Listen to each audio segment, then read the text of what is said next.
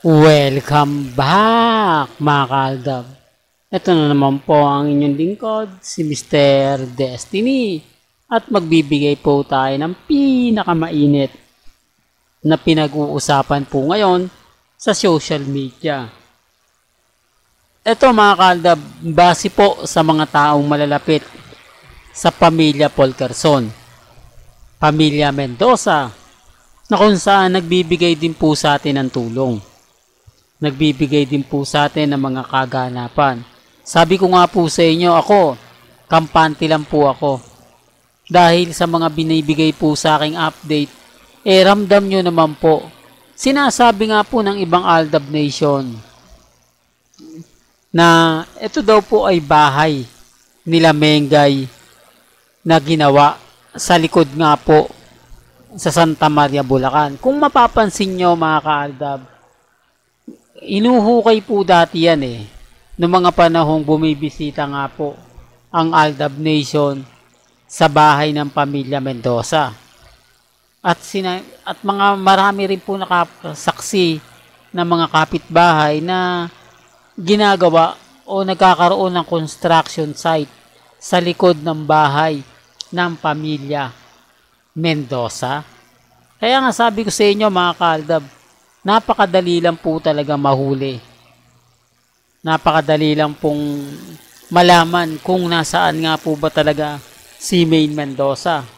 Kung hindi pa po kay Yaya Pepe, hindi natin malalaman. Di po ba na tama nga po ang sinasabi ng mga ilang Aldab Nation na nasa Bulacan nga po eto kuha sa likod bahay daw po ng pamilya Mendoza.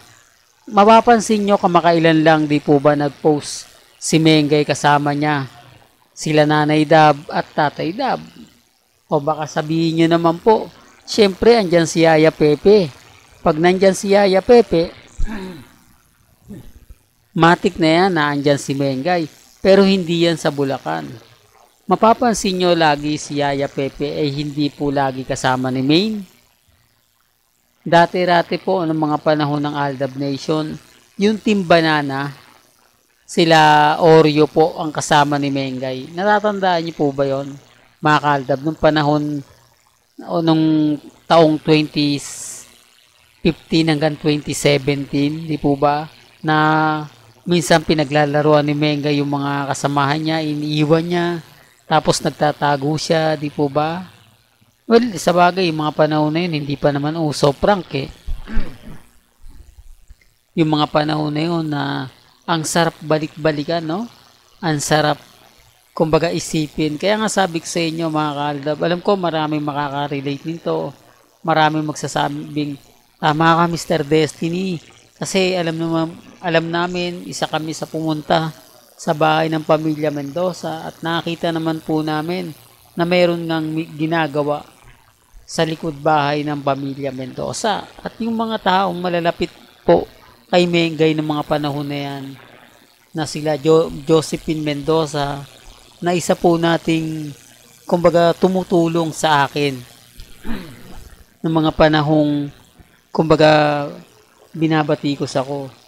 Ng mga panahong, kumbaga, yung binabanatan ako ng mga Armain at ng mga main fanatics. Isa siya sa nagpapatunay na totoo po ang mga ina-update ni Mr. Destiny noong mga panahon na yun. Kaya lang, wala na di po ba? Hindi ko na alam kung bakit hindi na siya nagre-reply. Hindi ko alam kung nasaan na ngayon siya, di po ba? Nakakalungkot po.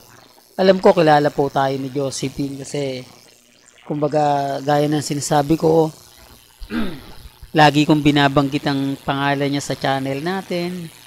Siya rin po nagsabi sa akin na meron nga po talagang Mendoza General Hospital sa Bulacan. Kaya nga sabi ko sa inyo, hindi ko naman po malalaman yan kung wala rin naman pong tumutulong kay Mr. Destiny. Hindi naman po natin lahat-lahat masasabi na ganito ganyan hanggat wala po talaga tayong ebidensya at resibo. Kaya kung titignan mo, ako, hindi ako basta-basta nagpapa-apekto mga kaaldab. Hindi ako basta-basta nagpapatinag, lalo na nga po kapag ang pinag-uusapan natin ang real life couple. Di po ba? Alam nyo, sa totoo lang po mga kaaldab, may mga bagay-bagay po na maging relax lang po tayo, maging kampante. Although maingay ngayon ng cut din, normal lang po yan. Po ba? Normal lang po yan kasi nga po, may pelikula sina Alden at si Catherine.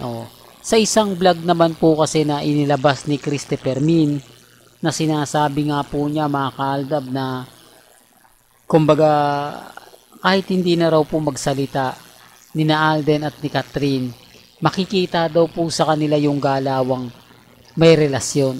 Common sense na lang po mga kaaldab. Natatawa po ako kay Christopher Min, no? Makapagbigay lang ng update kahit wala siyang alam, kahit hindi niya alam yung senaryo, ganyan po talaga yung sasabihin niya. Dahil sino naman po kasi yung trending? Sabi ko nga po sa inyo, si Catherine at si Alden lang po talaga ang pinag-uusapan.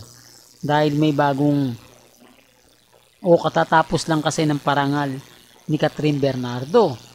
Tapos ito naman pong si Alden Richards ang pinakamainit sa pulang araw. Siyempre, sino yung ibabalita niya? Sino yung i-update niya?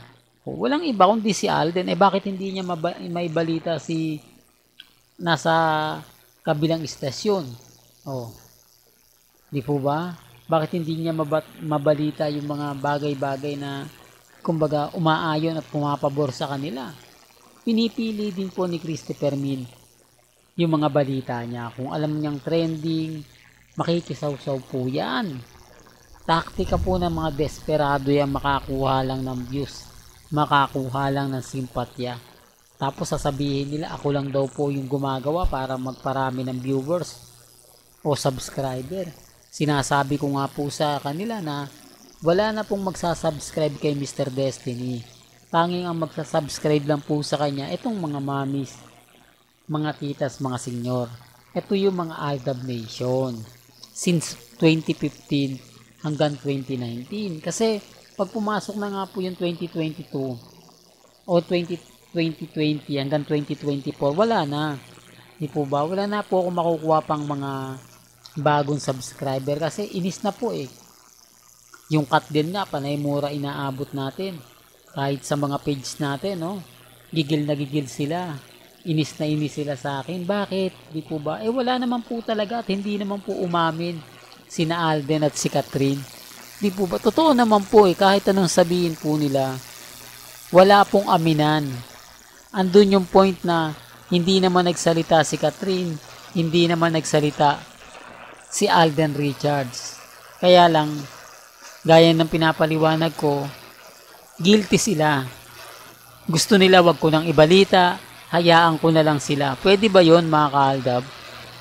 Well, hanggang dito na lang po ang ating latest updates. Kaya kung gusto nyo pa po ng pinaka-latest at sariwang update, abay tumutok lang po kayo dito po sa channel ni Mr. Destiny para updated po kayo sa mga latest at sa mga bagong video po na ilalabas po natin maya-maya lang.